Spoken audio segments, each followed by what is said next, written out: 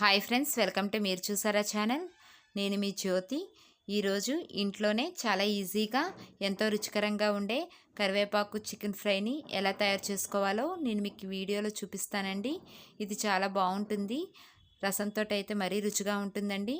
మీరు కూడా ఒకసారి ట్రై చేసి ఎలా వచ్చిందో నాకు కామెంట్ సెక్షన్లో తెలపగలరు.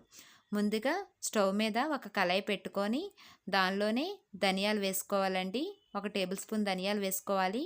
ఎండుమిర్చి కూడా వేస్తున్నానండి నేను ఇక్కడ. మీరు కారం ఎక్కువ తిన్నట్లయితే కాస్త ఎక్కువ ఎండుమిర్చిలు వేసుకోండి. దీనిలోనే జీలకర్ర కూడా వేసుకొని వీటిని ఎర్రగా వేయించుకోవాలండి. ఇలా ఎర్రగా వేయించుకున్న తర్వాత దీనిలోనే కరివేపాకు కూడా వేసుకొని, కాస్త ఎక్కువ కరివేపాకే పడుతుందండి. ఇలా కరివేపాకు వేసుకొని బాగా వేయించుకోవాలండి. ఇలా వేయించుకున్న తర్వాత దీన్ని చల్లార్చుకోవాలి. ఇప్పుడు స్టవ్ మీద ఒక పాన్ పెట్టుకొని అందులోనే ఒక 2 టేబుల్ స్పూన్ ఆయిల్ వేసుకోవాలి. వేసుకొని అది వేడెక్కిన తర్వాత దానిలోనే సన్నగా తరిగిన ఉల్లిపాయలు కూడా వేసుకోవాలి. ఇలా ఉల్లిపాయలన్నీ వేసుకున్న తర్వాత అవి వేగుతున్నప్పుడే 1 టేబుల్ స్పూన్ పసుపు కూడా వేసుకోవాలి. వేసుకొని మొత్తంగా కలుపుకోవాలి. ఉల్లిపాయలు పసుపు బాగా కలుపుకోవాలండి. ఇలా కలుపుకున్న తర్వాత దీనిలోనే అల్లం వెల్లుల్లి పేస్ట్ కూడా ఒక 2 టేబుల్ స్పూన్స్ వేసుకోండి. వేసుకొని మొత్తంగా కలుపుకోవాలి. పచ్చివాసన పోయేంత వరకు బాగా వేయించుకోవాలండి. ఇలా వేయించుకున్న తర్వాత దీనిలోనే చికెన్ పీసులు కూడా వేసుకోవాలి. నేను ఇక్కడ బోన్స్తో సహా చికెన్ పీసులు వేస్తున్నానండి. ఇవన్నీ వేయించుకోవాలి. ఇలా వేగుతున్నప్పుడే దీనిలో ఉప్పు కూడా వేసుకోవాలండి. ఉప్పు కూడా వేసుకొని మొత్తంగా కలిసే విధంగా కలుపుకోవాలి. ఇలా వేగుతున్నప్పుడే జీడిపప్పులు కూడా వేసుకోవాలండి. మీ దగ్గర ఉంటే వేసుకోవచ్చు, లేకపోతే లేదు. కానీ జీడిపప్పు వేయడం వల్ల చాలా టేస్టీగా తయారవుతుందండి చికెన్ ఫ్రై. ఇలా కలుపుకొని దీనిలోనే కరివేపాకు కూడా వేసుకోవాలి.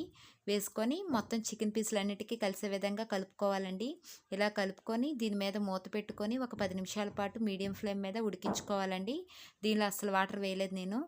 ఇది ఉడికేలోపు టైం ఉంటుంది కదా, ఇందాక మనం వేయించుకున్న కరివేపాకుని పౌడర్ చేసి పెట్టుకోవాలండి. చూస్తున్నారు కదా, ఈ విధంగా పెట్టుకోవాలి. ఈ లోపు చూసారా చికెన్ దగ్గర పడిపోయింది. మూత తీసి చూసేసరికి చికెన్ బాగా ఉడికిందండి. ఇలా ఉడికిన తర్వాత దీనిలోనే ఒక నిమ్మకాయని రసం తీసి పెట్టుకొని ఆ రసాన్ని ఇందులో వేసుకొని చికెన్ పీసులన్నిటి కలిసే విధంగా కలుపుకోవాలండి. ఈ నిమ్మరసం వేయడం వల్ల చికెన్ మంచి టేస్ట్ వస్తుంది. ఇలా కలుపుకున్న తర్వాత దీనిలోనే ఇందాక మనం పౌడర్ చేసుకున్నాం కదా, కరివేపాకు పౌడర్, అది కూడా వేసుకోవాలి. వేసుకొని చికెన్ పీసులన్నీ కలిసే విధంగా ఈ నిమ్మరసం, ఈ కరివేపాకు పౌడర్ కలిసే విధంగా కలుపుకోవాలి. ఇలా కలుపుకున్న తర్వాత దీని మీద మూత పెట్టుకొని ఒక 10 మినిట్స్ బాగా ఫ్రై చేసుకోవాలండి. మళ్ళీ దగ్గరికి అయిపోవాలి అది. ఇలా ఫ్రై చేసుకోవాలి. అస్సలు వాటర్ వేయలేదండి నేను. మూత తీసిన తర్వాత చూసారా చికెన్ పీసు బాగా ఫ్రై అయిపోయింది. ఇప్పుడు చివరిగా కొత్తిమీరను కూడా వేసుకోవాలండి. ఇలా వేసుకుని ఒకసారి మొత్తంగా కలుపుకోవాలి. చికెన్ పీసులకి కొత్తిమీర బాగా కలిసే విధంగా కలుపుకోవాలండి. ఈ కరివేపాకు చికెన్ ఫ్రై చాలా టేస్టీగా ఉంటుందండి. రసంలోకి అయితే మరీ చాలా బాగుంటుంది. మీరు కూడా ఒకసారి ట్రై చేయండి. దీన్ని ఇప్పుడు ఒక ప్లేట్లో తీసి పెట్టుకుందాం. చూసారు కదా, ఈ వీడియో మీకు నచ్చినట్లయితే లైక్ చేయండి, సబ్స్క్రైబ్ చేయండి, పక్కనే ఉన్న గంట సింబల్ని ప్రెస్ చేయండి, ఆల్ బటన్ను కూడా క్లిక్ చేయండి. మీకు ఈ వీడియో నచ్చినట్లయితే ఇతరులకు షేర్ కూడా చేయండి.